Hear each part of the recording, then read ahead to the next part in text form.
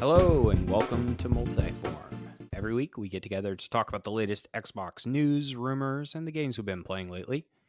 New episodes post every Monday morning. You can email the show at questions@multiformpodcast.com, or you can follow us on Twitter or Facebook at multiformpod. This is episode 257. I'm your host, Tim Shelton, and I'm joined by Spencer Rain. Hello, I am here 2 weeks in a row. Yeah, and Gus is finally moving into his new apartment and doesn't have internet yet. So he's not here this week. Classic Gus, always moving. Well, classic, but I just mean I feel like everybody misses an episode. We've all missed an episode, or at least both of us have missed an episode because we were moving at some point and didn't have internet. Well, with Gus, it's hilarious because Gus always signs a 1-year lease and he almost never renews. So we're coming up on our 5-year anniversary of the podcast, and he probably has missed, I don't know, 5 to 7 episodes because he's been moving. Because this time he moved twice. He moved out of his old place. He had a couple weeks staying somewhere, and now he's moving into his new place. So he had to move twice, but yeah, we'll see if he makes it over a year. I actually started house shopping this weekend. Yeah, I think Gus has lived in like 4 apartments in the last 6 years. I've lived it in 3 apartments in my life, and one was when I first got married. One was when I first graduated college, and I was a single guy. And one was when my wife and I relocated before we bought our house. Yeah, it was 3. Actually, it's 3 because he moved back in with his parents the second time. Yeah. Yeah. So I'll go first on the games I've been playing this week because I don't have anything fancy. I'm just still playing Assassin's Creed Valhalla. My goal is to, like I say every episode, is to get through it before I play Mirage, but I also want to get through it before Starfield comes out because that's the next big game I'll be playing. I'm past the 50-hour mark according to the in-game timer. I think Xbox says I've been playing more like 60. And I'm currently doing the mythological stuff that is set in like Asgard and Jotunheim and all that. So, man, this game is huge. Like, Origins and Odyssey were big. Particularly Odyssey felt big compared to Origins. And then Valhalla gets yet bigger. I think they've truly reached a point of like the game is too big. There's just too much. But I guess on one hand it's good. You're getting a lot for your money, but on another hand it does feel kind of repetitive. Also, the combat just never has felt as good with Valhalla to me as Odyssey and Origins. But we'll see how I feel as I get more powerful and get toward the end of it. I'd say I'm about halfway through the game based on the amount of the map that I've seen, which is funny because I'm 50 hours in. So that means I'm going to be at 100 hours before I've gotten to the end of the story. But I'm also doing a fair amount of side content. Like if I come across stuff, I don't just run past it to go to the story. I stop and do whatever's nearby just so I don't have to come back to that area. Not completionist, but I do just try and clean up as much as I can. But I see you've been up to a much more interesting thing. There's one thing on this list that I'm particularly interested in knowing about, but I'll let you go in whatever order you would like to. Yeah, I wanted to say about Assassin's Creed Valhalla because you said something yesterday or today about being at Jotunheim. And I was like, yeah, I had completed all of Jotunheim and had done everything in the game, including I got like Mjolnir and Gungnir, which are obviously the coolest legendary weapons. And then there's like it's not a, I guess it's a glitch. I don't remember, but there was a special bow that was like I think it was a bow, but it was like the like equivalent of Mjolnir and Gungnir. Like it was like a weapon that was like famously was like Thor's or Odin's. I don't remember. Like in like Viking mythology. Yeah. But anyways, but it was like something that you could only get a specific, really annoying way. Like you had to hit a rock at a certain time of day up at Hadrian's Wall. Oh yeah, I remember for that like glitch. 20 minutes. Like you had to do it for like 20 minutes, and I had gotten everything. And then at some point afterwards, I think is when I did Jotunheim, and I had 100%ed it, and my save corrupted, and I was like, "Well, I'm done with Assassin's Creed Valhalla. I'm never playing this again." That was my final breaking point because I was getting tired of it by that point.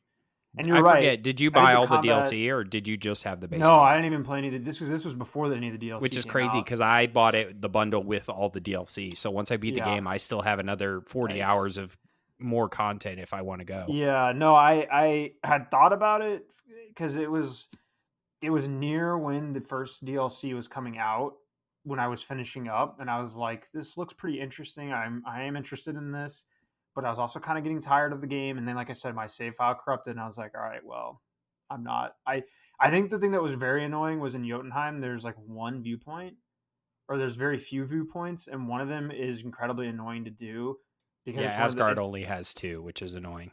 yeah, so it might just be one in Jotunheim, and it's annoying because you have to. It's one of those things where you climb up and then you have to like pivot around to another entire side of the building. Then you climb up some more, and then you have to pivot back around to another side of the building, and it's just I don't know. It just was very Oh, I'm glad you brought that mind up. numbing. The worst part, and I said this, go back on the podcast to when Assassin's Creed Valhalla first came out and I first played it. The climbing is so slow. It's Yeah, maybe the worst it's been in Assassin's Creed. Like you'll be going up a mountain with a like clear handhold, like you should just be able to go up. And even if you hold A, which is climb up with, up on the joystick, it climbs incredibly slow. So yeah, some of those first viewpoint unlocks, you're sitting there like climbing a mountain and it takes forever. yeah, it's pretty bad. I do. First thing I I did was spend all my resources on getting my horse's stamina maxed out so that I could get around the land faster. Because so much of the game is just traversing like the woods to get to wherever you're going if you haven't yeah, unlocked it yet. And the map is so huge. I yeah, will say, I think it's really smart of them to make Mirage a game using a character from this game, but make it the old style of game where it's more linear, no leveling up, no like XP, making it a traditional Assassin's Creed game that you can beat in, 20, 30, 40 hours max. I don't know if it's going to be quite that long, but I think that's really smart because Valhalla was in the zeitgeist of Assassin's Creed for 3 years with constant DLC and updates and free content and stuff. But it also felt, it dragged out maybe a little too long. yeah. And And now they're going to have this game that just comes out, no DLC, which they confirmed, I think, and it just is done. And then maybe next year we'll get the Japanese RPG. yeah, I do agree though that the combat is pretty boring and just I guess repetitive after I should look and see while I can do this while we're talking about this.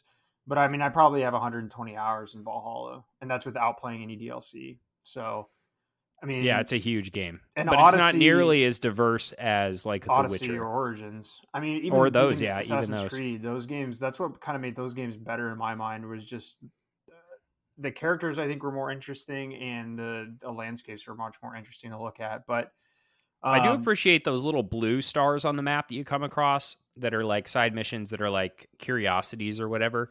Those are fun because they only like the max they take is 5 or 10 minutes. Like, and they're always kind of like humorous. Like you come well, across maybe I like I came across a kid that fell down a well and I had to like carry him out and he thanked me by saying he was down there for like on purpose for some reason and it was just I don't know, it was kind of weird. And then they always have a silly name like Lassie fell Okay, down the well so or something I silly. definitely have significantly more hours in Odyssey than I do Valhalla. I have 123 hours in Valhalla. I have 158 in Odyssey. But didn't you play all the DLC in Odyssey? Yeah, well, that's true. Yeah, Yeah. exactly. And it had significant mythological DLC, which kind of set itself apart from the base game, which was cool. And then in Origins, I have 109, so even less. And that's with all the DLC in that. Yeah. I'm But curious anyways, because the mythological stuff is kind of the coolest part in some regards to Assassin's Creed.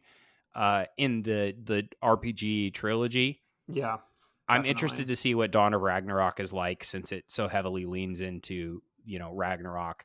Also, I think it's really interesting that the RPG trilogy is the one where each game is like it I never put together that they did this on purpose. But like the first game was Egypt and it had both DLC and Egypt mythology and then it had a normal DLC. And then the next one was Greece, and Greek mythology was one of the DLCs. Mm-hmm. And then this third one is Vikings and what do you call it? Norse mythology and Norse gods and stuff in one of the DLCs and some of the base game. So it's like they hit 3 different eras or 3 different types of mythology. You got the Norse, you got the Greek, and you got the Egyptian. Probably the 3 most famous in the West, at least.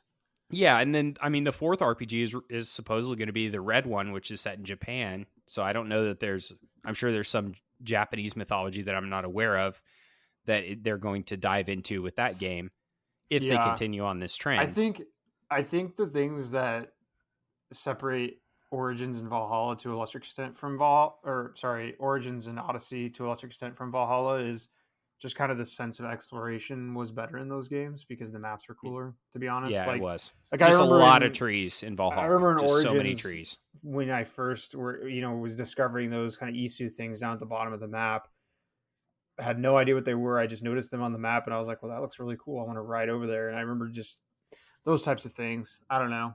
It just felt like there's a lot more depth to it than Valhalla. But yeah, so you're talking past your mic, I think. Oh, yeah, I have it closer to me than I normally do. You were talking, and it was starting to get farther and farther away as you leaned over it.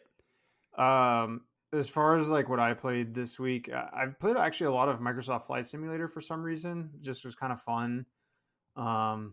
Just flying around different places in different jets and airplanes and stuff. I think they're up to 13 world updates, and I've got the first 7 downloaded, and I'm not downloading the next 6 because I don't have time to waste doing that. Because it's in game. That's the problem. Yeah, you can't really it won't let you. They better fix that for 2024. They're not going to. I know they're not going to, but it would be. Yeah, nice I'm more interested in the second one you have on your list. I know you are. Did you buy that one last at the sale? Is that what you said last week? I did. I bought Spec Ops: The Line for, I think it ended up being like $6 after tax because I think it was like $4.99 or $5.99. I think it's $5.99. How much have you played so far? I think Mad Max was $4.99. Which is also on my list. That's why I know that. My wish list on Xbox right now is Mad Max, the Top Gun Maverick expansion for Ace Combat. Since I own Ace Combat, I was like, well, I'd be interested in flying these if it was ever not $20. Saints Row and Company of Heroes. But yeah, no, I bought Spec Ops: The Line. I'm probably about halfway, I think. I looked it up. There's like 15 chapters. I'm on chapter 7, so I'm roughly... Oh, wow. You're already halfway through the game. Yeah, I mean, it's pretty quick. I haven't played... I've sat down with it maybe 3 times for just a little bit. I mean, I think it's like 10 or 12 hour type of a game, maybe I'm a little longer. looking up the length right now. Yeah. Oh, yeah, it's way shorter than I thought it was. Main story, 6 hours. All play styles, 7 hours. Yeah. So that explains why you're halfway through it already. Yeah, it seems like it would be pretty short, just because I've been clipping through it pretty fast. But no, this game is interesting. I really love like the attention to detail that it has especially for a game from 2012. Like, I don't really know how to describe it. It just, there's lots of little things like shooting out the windows for sand to come in, things like that. Kind of the different weapons that you can use, kind of neat. There's kind of some squad-based commands that I haven't really been using just because, I don't know, haven't felt like I needed it. It's kind of fun how like it's kind of realistic in the sense that like you die pretty fast and the enemies die pretty quick. They aren't really bullet spongy. It's not like Call of Duty where I feel like sometimes enemies will take, more shots than they should. It's interesting because I think it's who voices your character? Is it Nolan North? Is that who it is? Who's the other? It's Nolan North. Yeah, so that's kind of funny because like as soon as I heard my character speak, I was like, oh, that's a famous guy. That's one of the 3 famous voice actors. So you know what funny. Nolan North role I can never get out of my head when I play this game? What? Batman Arkham City. He played a random thug. So when you're zipping around the open world, sometimes you'll just hear Nolan North be like, "Hey, get the Batman," and you're like, "What?" He Yeah, just for played a me, nobody. He's not a main character. He's just Noah North playing a thug. for me, it was just like, wow, Nathan Drake. Nathan Drake's a Delta Force soldier. Cool. I That's mean, basically, obviously he does a lot more than that, but yeah, he's most famous as that. yeah. You know, he's the So ghost in Destiny now, the little talking, like little orb of thing. course he is. He replaced Peter Dinklage. Yeah, I forgot that he's also the voice of obviously Desmond in the original Assassin's Creed games, Oh, which is his yeah. other famous role. Man. Yeah. Desmond and Lucy. That was when Assassin's Creed was almost at its height. Uh, Doesn't he also voice oh, what was I thinking of? There's somebody else that's like, oh no, I remember what it was. In Saints Row 4, I think you could choose his voice for your character, Yeah, yeah. And I think which is Jennifer funny. Hale or somebody else super famous was Yeah, the female, one of the female options. I think so. I think it Um, is Jennifer Hale, but yeah. but yeah, so I've been playing that. Um, I don't know. I don't know what to say. I haven't seen anything. People always talk about this game being like different because of how like real its story feels, or just kind of like the emotional depth of it, especially compared to like Call of Duty or whatever. Insert other modern shooter title here.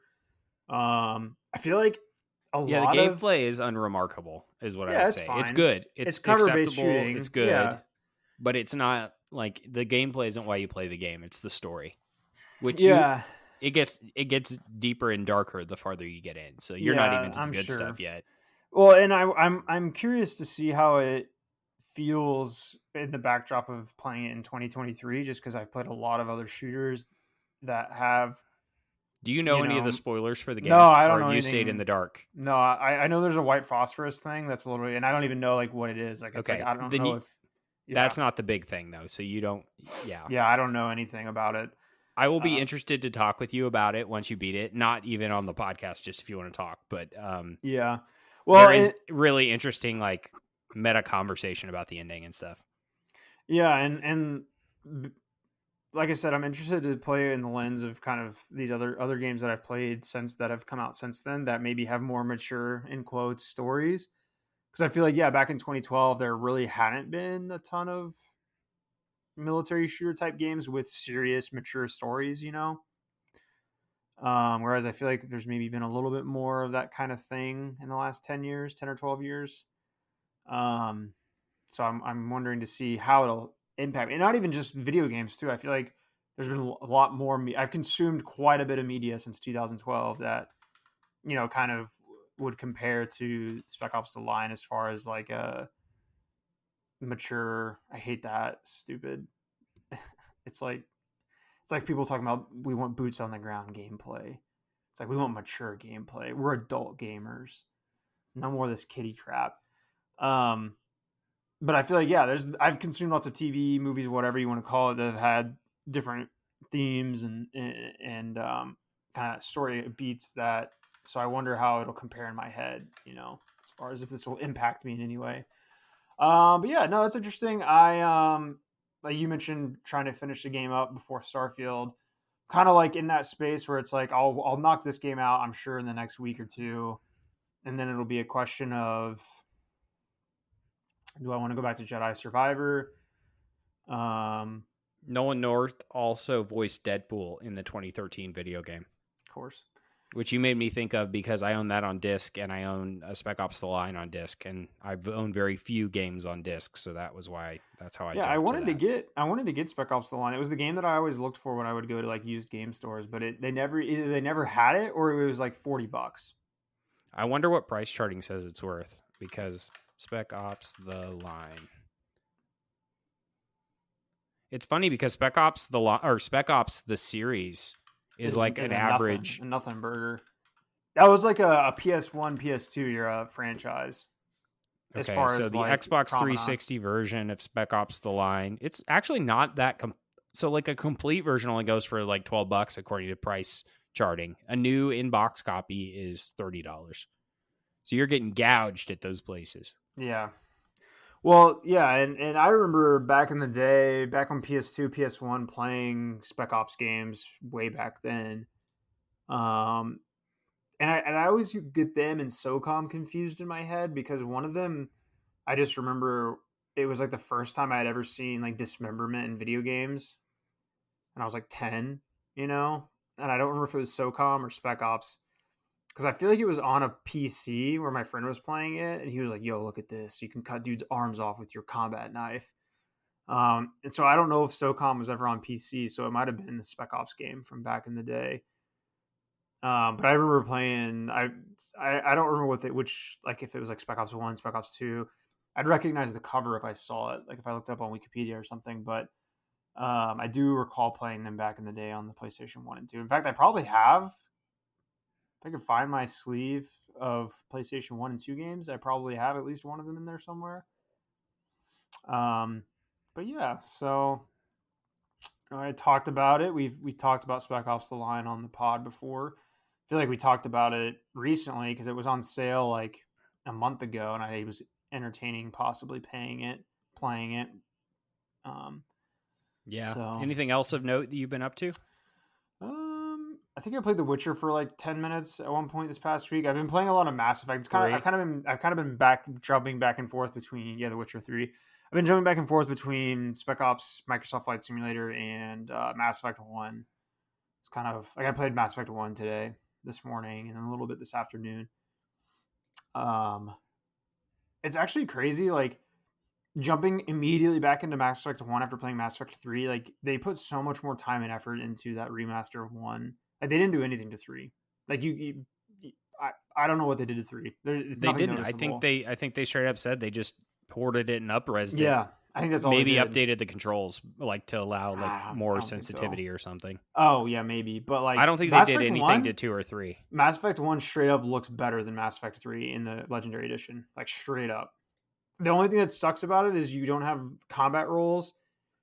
You fatigue like immediately, and that's really it because they made how powers work. They completely reworked biotic abilities and tech abilities to where they're actually functional and usable.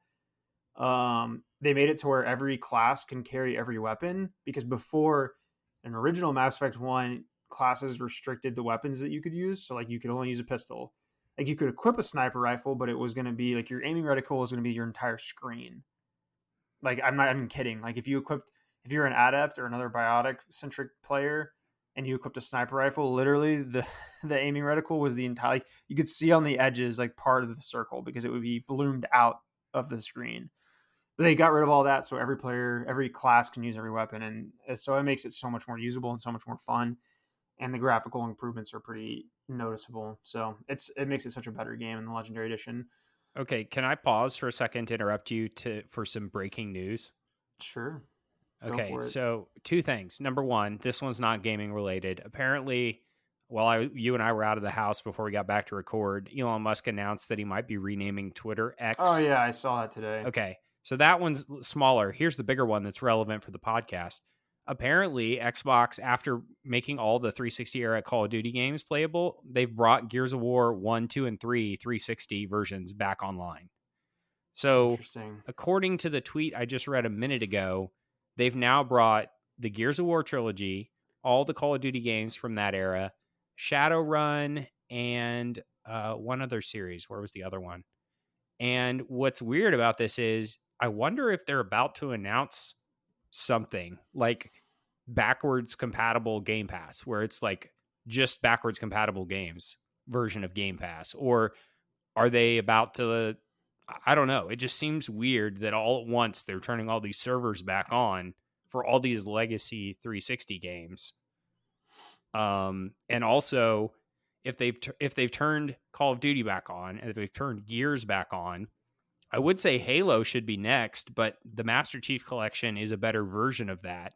So I don't know that they want to compete against themselves there, but not everyone owns the Master Chief Collection. Some people that just own a 360 may just want to play the Halo version. And I'm not sure what other franchises would be next, but like they don't even own Call of Duty yet, and they turned that back on. So I guess anything's on the table. Like old Battlefield games. Like what if they brought Battlefield 3 back online? Yeah, something Gus and I played hours of in high school.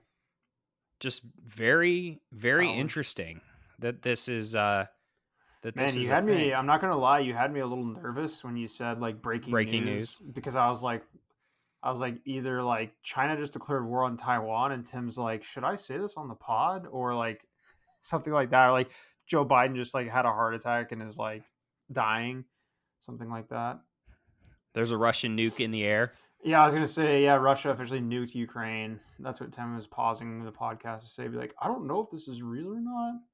No, I mean, obviously, Twitter renaming itself and Elon Musk's continued antics on the internet are not Well, I really. did see that. I saw that like they were gonna. I thought they were renaming it X because everybody was acting like this is really stupid. Well, he's tweeting out a bunch of vague things, and I guess he tweeted out that if somebody comes up with a good logo, he would put it live tomorrow. And Yeah. which is weird because you're crowdsourcing a logo. Are you going to compensate that person? But like I'm seeing all these tweets of people saying like, uh, I step away from Twitter for 5 minutes and now they're changing the name and like all this other like stuff like that. So while And you've been talking about all this stuff, I've been googling because if you go to the Spec Ops series Wikipedia page, the first three have links, but then like all of the PlayStation era games, which are 2000 to 2002, do not. So I've just been like control Google searching this, and definitely Spec Ops Airborne Commando, which came out in 2002, and then Spec Ops Ranger Elite, which came out in 2001 on PlayStation. Both of those on PlayStation are the ones I played.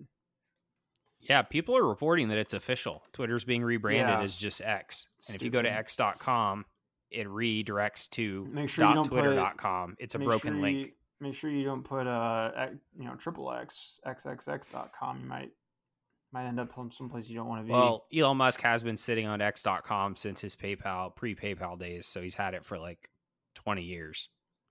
He got Mm. pushed out at PayPal trying to rename PayPal as X, and then he got unseated as CEO, I believe is what happened, but don't quote me on that. Anyway, back to the news.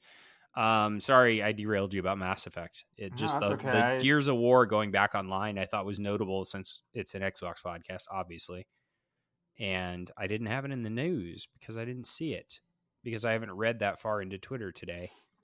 Um, Yeah. yeah, Well, I man, think I had said everything about it. I just said it was good. The the I'm new version of I'm it. gonna play the Mass Effect trilogy again whenever I like if we ever have a situation like SAG after a strike right now and the video game industry all strikes, that's a game that I'm saving for replay in the future. But it's farther down my list because I want to play games I haven't played before I replay stuff. I feel weird about that. How do you feel about that? Like, I don't like to replay or rewatch stuff if I have new stuff that I'm still anticipating, Yeah. like experiencing. Well, I hate rewatching and replaying most things, which is ironic that I went through a brief phase in college where I spent like hundreds of dollars on Blu-rays because I don't want to rewatch like most of those movies. Um, so It's because yes, the industry convinced us that we needed to own every movie that well, we liked. true. But there's just a few things like basically Mass Effect, Elder Scrolls, I suppose, used to be more of that. Fallout 4, just like games where it's like I should be, in quotes, I should be playing Jedi Survivor right now, or I should be playing Spec Ops because I just bought it. But it's like I don't know. I just would rather kind of like diddle around in these games that I like and that I Hey, you're not know. alone. That's why Skyrim's so popular. Yeah, it's like exactly. Yeah, it's insanely popular on Steam. People are just like screwing around with a game they've put thousands of hours into just because I don't know. I don't know what it is. Because yeah, I find myself doing that where it's like I should be, like I said, I should be playing Jedi Survivor, but I kind of would rather sit here and feel comfortable with Mass Effect for a couple hours before bed or something. So and I've literally played through Mass Effect the trilogy probably 10 or 12 times. So like it makes no sense that I'm doing this. I don't know. Game like Mass Effect, I just feel like it just doesn't ever get old for me for some reason. Yeah, it's not like Valhalla where you get bored halfway through. It's much more, I don't know, it just has more diversity to the combat and the story can go so many different ways. That's one thing that strikes me about Assassin's Creed with the dialogue choices. They don't matter, right? It's that Yeah. like there is a couple of endings to Valhalla, but most of the answers to conversations, it doesn't matter. Whether you're aggressive or trustworthy or not trustworthy or angry, it just doesn't matter. Whatever is the most fun is what I select, because it doesn't matter. It's going to have the same outcome regardless. But that's not what Assassin's Creed is. Mass Effect, in its linked narrative across 3 games, I don't think that's ever going to be done again, because games take 5-6 years to develop at that scale now. And so you'd be talking, a 20-year development cycle or 15 years to make a trilogy like that. And it Yeah, it's seems literally ambitious today. those games came out in a 5-year window. Well, I mean, 2000. the Assassin's Creed trilogy, or I'm sorry, even Assassin's Creed, they used to come out yearly, but the Grand Theft Auto PS2 trilogy came out Yeah, in like 3 or 4 years. yeah. Okay, so let's get to the news proper, since we're half an hour into the show already. Okay, let's start with the latest on Activision Blizzard King acquisition by Microsoft, which I have split up into 3 categories. So the first one is the UK. In the UK, a tribunal has approved the trial delay that was jointly requested by Microsoft and the CMA. So they said, "Hey, we want some time to sort this out amongst ourselves instead of going to trial over the appeal." So here's a quote from the Reuters story on this. So they said, quote, Microsoft's appeal against Britain's block on its $69 billion takeover of Activision Blizzard was formally paused by a London tribunal on Monday to give the parties more time to resolve the dispute. Microsoft, Activision, and Britain's competition regulator, oh my gosh, the Competition and Markets Authority, had all asked for a 2-month stay of the case after the CMA said it would consider a modified deal put forth by Microsoft. End quote. So I don't know there's much to say there. I mean, I think this was expected, but that does officially give them 2 months to sort it out with the CMA. The judge or whoever has to sign it off on it in this tribunal has given them permission to work it out amongst themselves before they take it before the court. And I assume that once they come up with a deal, they'll go in front of this tribunal and say, hey, here's the deal. Here's why it's good for consumers and Microsoft. And will you approve it? And then it'll get approved. Spencer, anything to say? I don't think It's so. okay to I just mean, say no. well, I mean, I guess everybody's just like, all right, fine, we'll talk about this like adults instead of going to court again. Yeah, which it is I don't good that know. they're saving the UK taxpayers I just money. like I was telling Gus this week. I texted him. I was like, I'm kind of like looking forward to when these Call of Duty games or Activision games are on Game Pass, because there's basically all of the Black Ops titles I skipped except for the very first one. So like that's 3 campaigns that I have not played that I'm looking forward to playing. And 2 out So of the 3 are good. yeah, what Cold Wah, War and wah. 2? Oh, no, I like 1 and 2, but 3 didn't have one. 4 was hot garbage. Or wait, 3 did have one. 4 Three was the didn't. one that was garbage, I think, and Yeah, 4 didn't have that's the one. one that gets all like, it tries to be Future, too smart for itself and yeah, futuristic, and it just ends up being weird. yeah. I played 1. I mean, 1's the classic. Numbers, Mason. What do What they are the mean? numbers? Dragovich, Steiner, Kravchenko, all must die. Dmitri. Okay, so the next phase of this, the next item I have, is the FTC has withdrawn their in-house review. So this is basically procedural because they were required to do this after losing in federal court, but it does mean the FTC is basically no longer standing in the way in any way, shape, or form, because they've removed their in-house I like don't think they lawsuit. were required to. I think it was just kind of like, well, you already lost to the federal court, so like you're probably not going to win here too. So let's I don't not know. waste time. I put my sources in there, Is that what Spencer. Go. Windows Central said? I didn't think Yeah. they were Well, I required haven't. to, because I thought it was like the idea was like historically the FTC, when they lose in federal court, they often will pause or suspend their in-house review because then they can just negotiate with the Well, I other looked at a side. couple of sources, and Maybe this that's one I'm true. I'm citing is not Windows Central, and it said the FTC has indeed withdrawn its in-house trial, a mainly procedural move, as the agency was required to after it was requested by well, Microsoft following the FTC's loss in court. never So, mind. I don't know. Guess I'm wrong.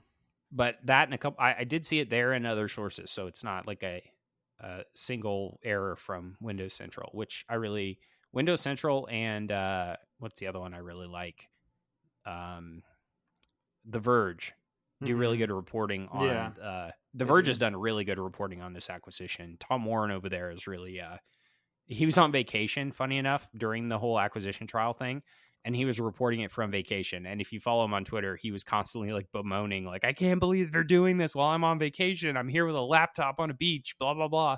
But he did a great job. So shout outs to Tom Warren.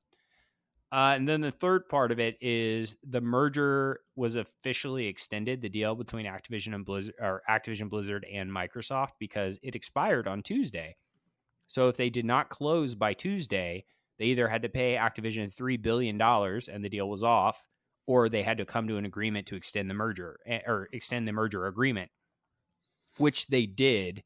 And the terms of it are jointly agreed to extend the merger agreement deadline from July 18th to October 18th. So I think that's 3 months, right? July, August, September, October. Yep, 3 months. To allow additional time to resolve remaining regulatory concerns. And then they have 3 bullets of note, additional like details. The first one says Activision Blizzard is entitled to pay 99 cents per share to its shareholders. So apparently, if you own Activision Blizzard, any shares, you get 99 cents. Okay, sure, whatever. Both parties have agreed that the deal termination fee is not subject to any condition other than failure to close. So basically, they still have to pay the fee, even if the lack of closing reason is due to regulatory reasons. That's not an excuse. And the final bullet, and this is the most interesting, if the deal does not close by August 29th, the termination fee payable by Microsoft if the agreement is terminated will increase from $3 billion to $3.5 billion. So that's 1 month after the extension. If the deal does not close by September 15th, which is 2 months, it will increase from $3.5 billion to $4.5 billion. Any termination fee will only be paid if the deal fails to close. So basically, they have an escalation clause. So they bought more time, but it's at a higher risk. So now if they can't close by October and they take it all the way to October, the payment is now not $3 billion, it's $4.5 billion. If they do close, however, they owe nothing. So, and if it fails to close after whatever it is, August 29th, and they terminate the deal, it would be 3.5 billion. So they definitely increased their risk, which shows how confident they are that they were willing to say, hey, Activision, we'll give you an additional $1.5 billion if you just give us 3 extra months. So I'm sure Activision was like, okay, sure. So our stakeholders either get the deal that they were promised plus 99 cents, or if it falls through, they get $4.5 billion split amongst the shares or into the company coffers, however that works. I think Yeah. either way, shareholders are probably pretty happy.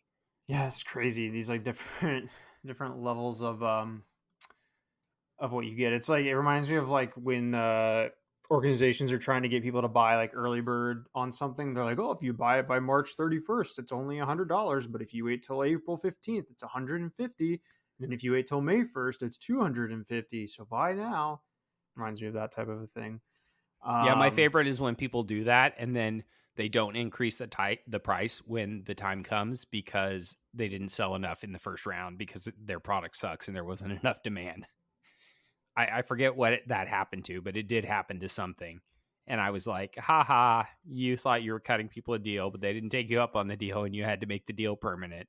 yeah, it's like when people like stuff will be on Amazon and it'll be like 50% off, but it's like, well, actually normally it would be that Oh, price yeah. anyway. Got to check it on camel.com where it shows you price history. So you can see, is this the normal price or does it go up and down all the time? I do that on any major purchase on Amazon. Like if I'm just buying diapers, I don't check the price. I know what it's supposed to be. But if I'm buying like a laptop or some other big item, I absolutely check what the sale price history is. Actually, I do that on the Xbox store too. I use what is it? XB Deals. What's the one I like? I think it's xbdeals.net. Yeah. Yeah, xbdeals.net, and you can look at price history for any item in the Xbox store. So you can see, for example, I was recently looking at the Grand Theft Auto trilogy to see how often it goes on sale, and it literally goes on sale for $30 once a month. So if you buy it in the 3 weeks of the month that it's not on sale, you just wait another week and it will be on sale. It absolutely every month goes on sale for $29.99. Paying full price for digital games after they're out of their release window is almost insane because most games go on sale so often that it's insane. You just need to look at the price history and forecast, like, can I wait 2 more weeks to save $30? For example, Saints Row goes on sale for $24.99 every time there's a sale. $23.99. Yeah. $23.99. I'm expecting there be a big drop at the 1 year mark, like next month when it's been out for a year, because I think it came out like August 20th last year. I'm expecting that to be when it finally drops below 20.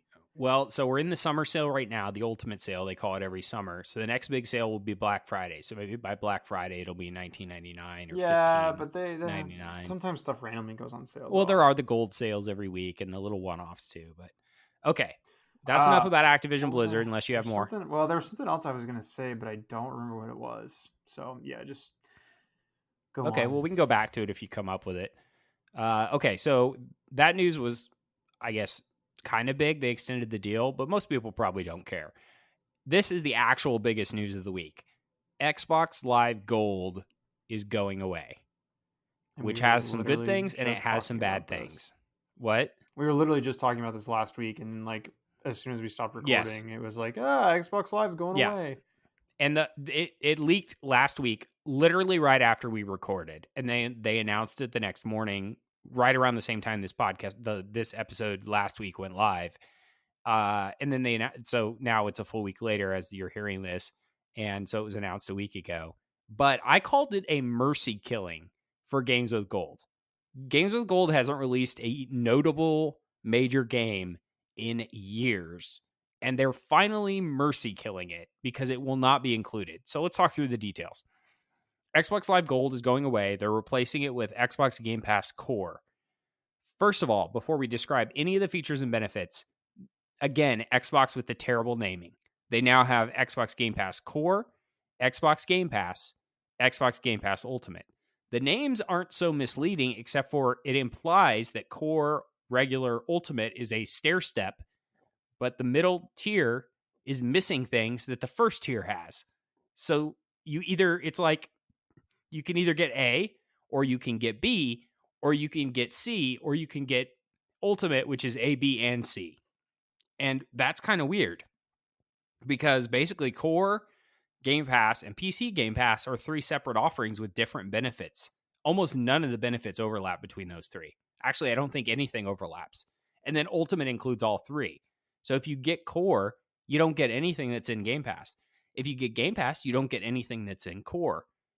They need to work on the value proposition and how they sell it in their naming because it doesn't naturally progress people up through the price tiers. If their ultimate goal is to get everyone to buy Ultimate, maybe that is working. But here's how it breaks down. Core is $10 a month. It includes online multiplayer, 25 high-quality games on console, they say, and then the member deals and discounts. So that's like the gold deals and stuff you get now with gold. Then the $11 a month gets you console Game Pass. So that's just the several hundred games that are on Game Pass, day one games, and then you still get the deals and discounts. PC Game Pass, that's whatever it is, EA Play plus PC games. You know what that is. I'm looking, so that's just PC, and that's $10 a month. And then Ultimate is $17 a month after the recent price increase, and that includes everything that's in Core and console. So you get, and PC. So it's all 3 combined into one. So you get EA Play, you get online multiplayer, you get deals, you get Game Pass, and you get the deals and discounts. So here's the fine print of it. So on September 14th, Xbox Live Gold members will automatically become Xbox Game Pass Core members with no change in pricing, and they'll have immediate access to the 25 games that are included, which I'll list those in a second. So you'll still get the discounts and the games deals that are the gold deals now. They'll just be called Xbox Game Pass Core deals or something like that. Games with Gold is ending officially on September 1st. So August will be the last month with Games with Gold. So real quick, Spencer, prediction. Do you think Games with Gold for August, the final month of Games with Gold, will be another like garbage games we've never heard of? Or do you think they'll go out with a bang? Gotta go out with a bang. Don't know what it's going to be, but it's going to be... I think it's going to be a whimper. I predict whimper. Yeah. It's kind of sad, though. I mean, Xbox Live...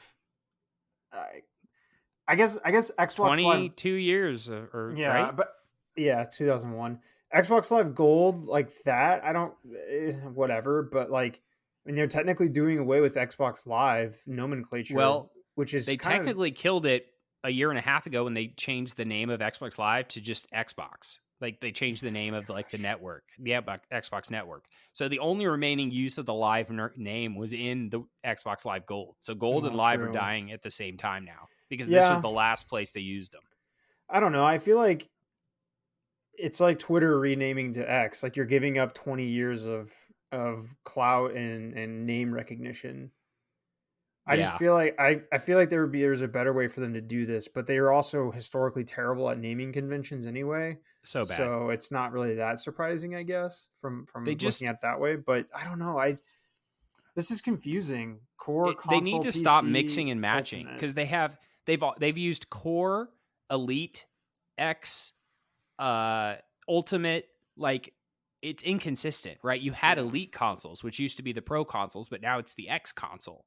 And you used to have a Core console, which was the entry console, but now the Core is the entry level of the tier. But then the regular Game Pass doesn't include what's in Core, which so many people are going to be confused And because also if you want PC, online, it's messy. it is messy, and they don't do a good job of upselling it. Let's see what else is on here. So You'll get to so keep any Xbox One games that you got with Games with Gold. You'll still have access to as long as you keep a it's subscription it's of it makes Core. sense from their perspective because if you have core, it's like, oh, we'll just give you 25 games, but if you want more games, you got to give us more money. Oh So yeah, it's kind of it's like totally an upsell, I get that from and that's their better than Games with perspective. Gold. Let's face it.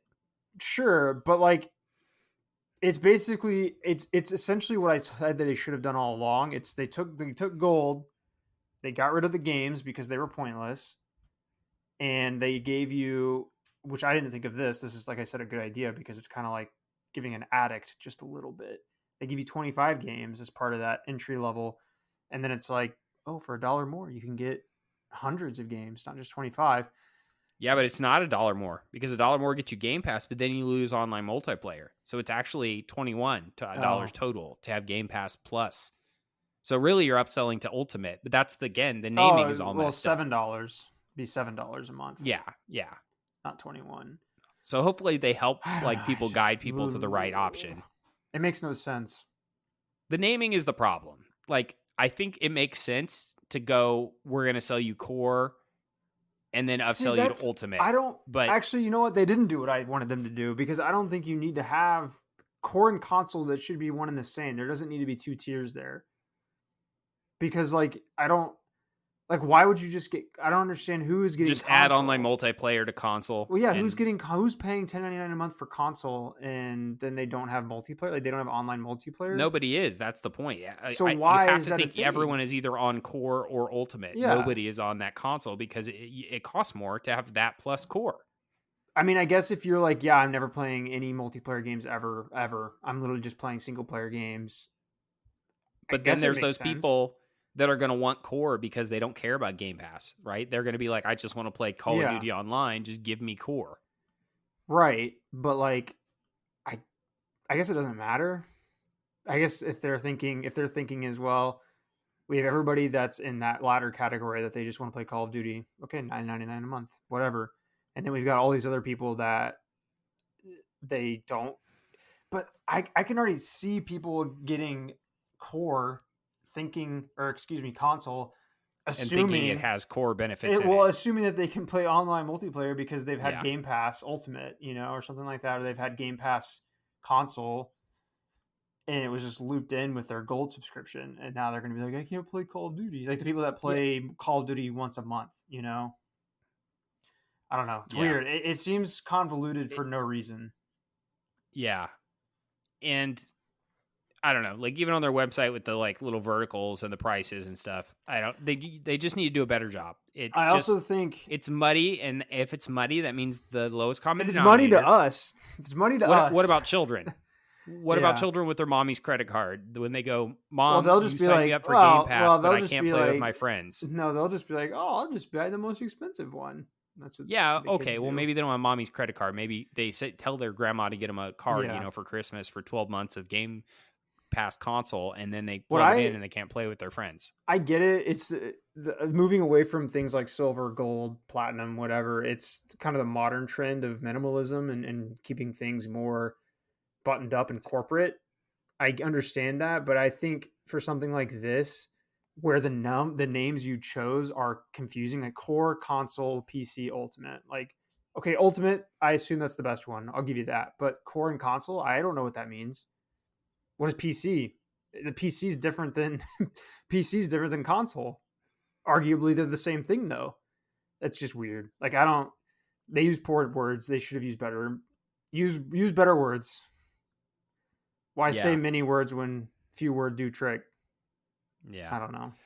So the 25 games that are included, I will say they've included some pretty like baller games. Like there's a lot of good games in here, although some of them are a little bit older. So like I'll run through it really fast. They've only announced 19 of them, but there's 25 coming officially. So it's Among Us, Descenders, Dishonored 2, Doom Eternal, Fable Anniversary, Fallout 4, Fallout 76, Forza Horizon 4, Gears 5, Grounded, Halo 5 Guardians, Halo Wars 2, Hellblade, Senua's Sacrifice, Human Fall Flat, Inside, Ori and the Will of the Wisp, Psychonauts 2, State of Decay 2, The Elder Scrolls Online, Tamriel Unlimited. And notice 15 of those are first party games.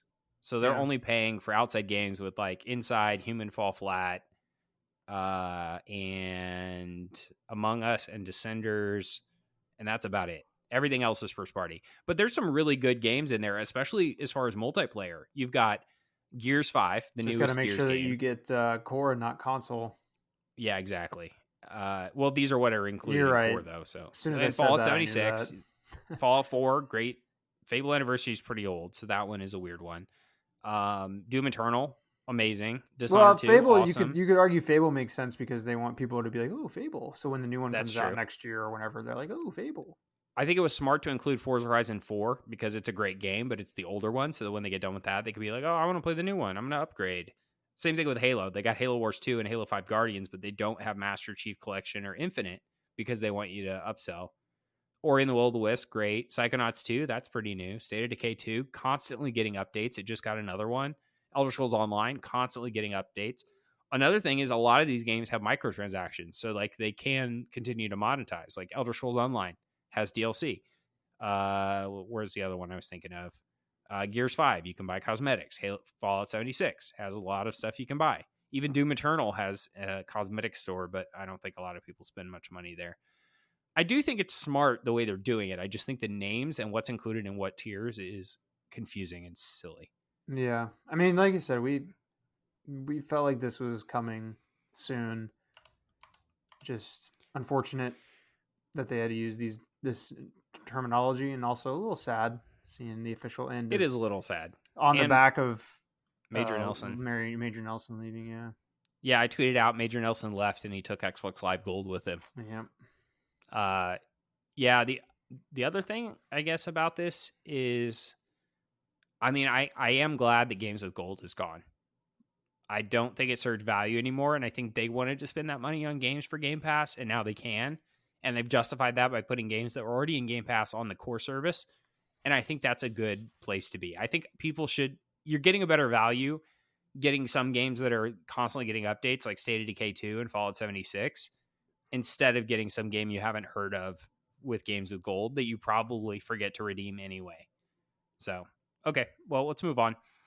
Number 3, although a bunch of these had sub points, so numbers don't mean anything on this show.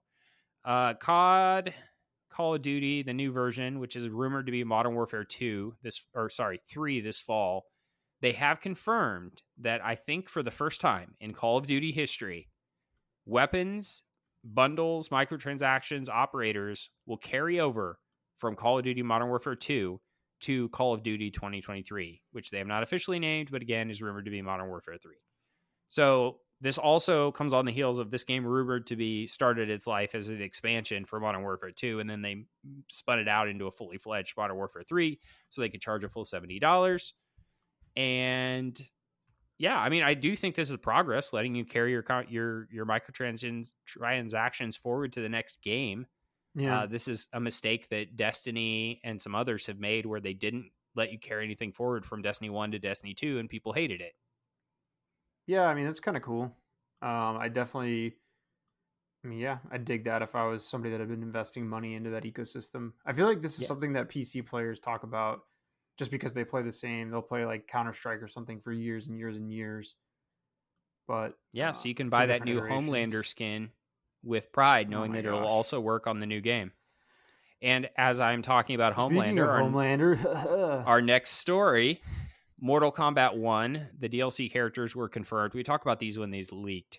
But Homelander from The Boys, Peacemaker from DC's Peacemaker TV show, as well as The Suicide Squad, and Omni Man from Invincible, the Amazon Prime show, are all, and the comic, of course, and are coming to Mortal Kombat 1 in the first DLC pack, as well as Quan Chi, Ermac, I don't know these names, and Takeda, and Li Mei, Tanya, and Baraka. And the I thing I love want to say this. about these is Homelander, again, like Call of Duty, looks exactly like Anthony Starr. It's literally the TV show version of I know him it's put amazing. in the game. And Peacemaker is John Cena as Yeah, Peacemaker, directly translated. And then Omni Man, obviously, it's an animated show, so they had to adapt him to but look it like a looks human great. person. It's But it so looks this is so amazing. awesome.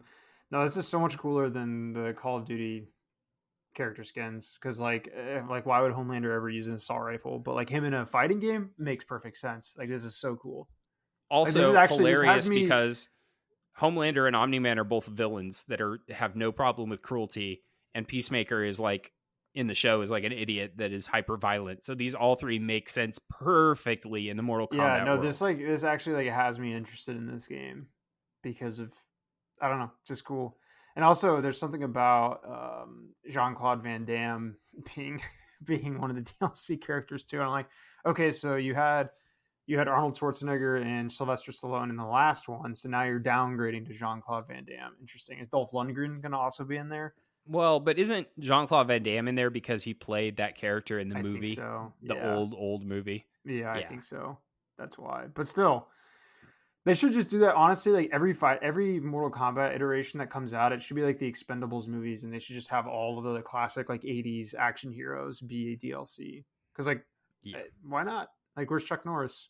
Gotta have Chuck Norris, I, Stallone. I think Chuck Norris is completely retired at this point. I don't think he's doing anything. I don't think Hey, he he was wants in to. Crime Boss Rackay City though, wasn't he? Oh, you're right. He did cash that check. Yeah.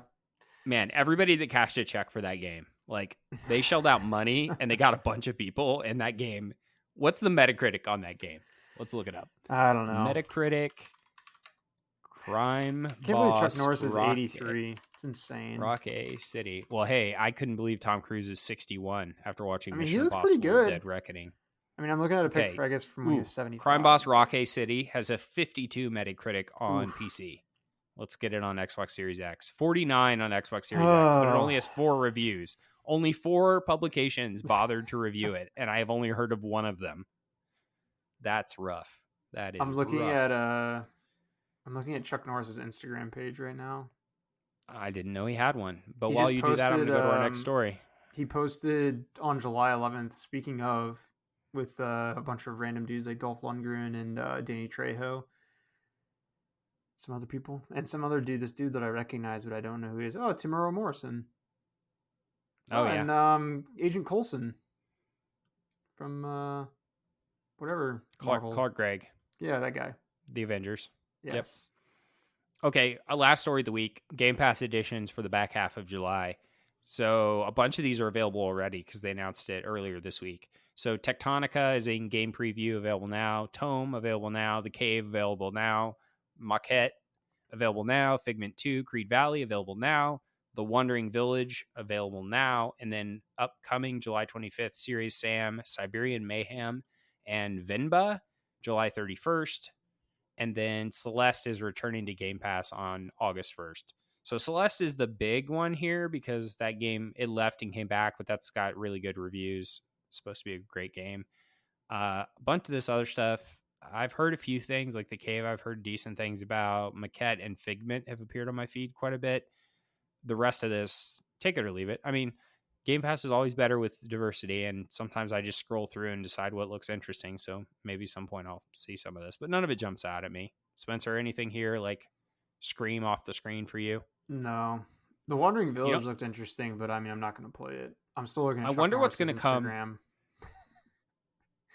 Oh gosh, He I wonder posted what's going to come in posted a August video. because He posted a yeah, great. go. I'm going to keep interrupting you. He posted a video in the gym, August 2022, where he was like taking guys out. Like, Okay. I mean, I don't know how easy they were going on him since he's I 80, just thought he 80 didn't want to something, act but anymore, is what I was saying. I wasn't saying he's not capable of killing me. Like, yeah, obviously, the guy knows his martial arts and could take me out, but yeah. like, I just don't think he's interested in acting No, in I movies don't. I think anymore. he's like. I think he's. He lives. I think it looks like he splits his time between Texas and Hawaii. So Oh, living the interesting. dream. Hawaii. Living the Yeah. dream. Good on him. My Yeah. mom, growing up, absolutely loved Delta Force, the movie Delta Oh Force. yeah, I've seen In that. fact, That sometime in the last 10 years, I got it for her on hard copy, I remember and I don't that, think and she's watched then it once. the movie he did with the dog, like Top Dog, I think is what it was Oh, called. yeah. That's another Yeah, I classic. remember the dog movie too. And of I course, watched a lot of Tex Tom Cruise, Walker. or not Tom Cruise. I just said Tom Cruise out of default from Dead Reckoning. I saw Mission Impossible Dead Reckoning last weekend. It was good. Yeah, I I liked want it. to see it. I want to see it. It's the only movie that I've seen this year that didn't in some way let me down. I'm trying to think if there's another one. Well, it's I've seen more apparently. movies I this mean, year than any time since I had kids. it looks really good. I mean, it has an 8.1 on IMDb, which is pretty solid. I mean, Oppenheimer has Yeah. an 8.8, so I'm excited for I'd that this say week. it's right in the middle of the pack for Mission Impossible movies. Like, I really like 3 and Ghost Protocol a whole lot, and I like Fallout a lot. Those are probably my top 3. And then I probably put Mission Impossible 1 up there.